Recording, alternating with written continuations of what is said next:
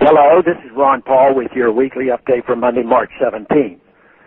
The reaction of Senator Dianne Feinstein to last week's revelation that the CIA secretly searched Senate Intelligence Committee computers reveals much about the elites in government that think about the rest of us. Spy on thee, but not on me. The hypocrisy of Senator Feinstein is astounding. She is the biggest backer of the NSA spying on the rest of us, but when the tables are turned and her staff is the target, she becomes irate. But there is more to it than that. There is an attitude in Washington that the laws Congress passes do not apply to members. They can trample our civil liberties, they believe, but it should never affect their own freedom. Remember that much of this started when politicians rushed to pass the Patriot Act after 9/11. Those of us who warned that such new powers granted to the state would be used against us someday were criticized as alarmist and worse. The violations happened just as we warned, but when political leaders discovered the breach of our civil liberties, they did nothing about it.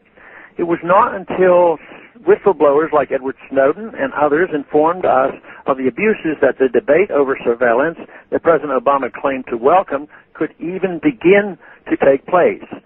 Left to politicians like Dianne Feinstein, Mike Rogers, and President Obama, we would never have that debate because we would not know.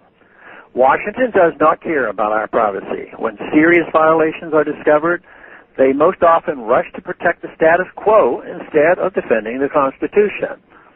Senator Feinstein did just that at the NSA spying revelations began to create pressure on the intelligence community.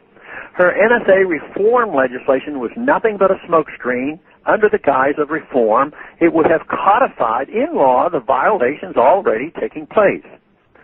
When that fact became too obvious to deny, the Senate was forced to let the legislation die in the committee. What is interesting and buried in the accusations and denials is the alleged CIA monitoring was over an expected 6,000 Senate Intelligence Committee report on the shameful and un-American recent CIA history of torture at the Gulag Archipelago of secret prisons set up across the world after the attack of 9/11. We can understand why the CIA might have been afraid of that information getting out. When CIA whistleblower John Kiriakou exposed the CIA's role in torturing prisoners, he was sent to prison for nearly 3 years. But Senator Feinstein and her colleagues didn't lift a finger to support him. So again, you have the double standards and hypocrisy. The essence of this problem has to do with the difficulty in managing the U.S. empire.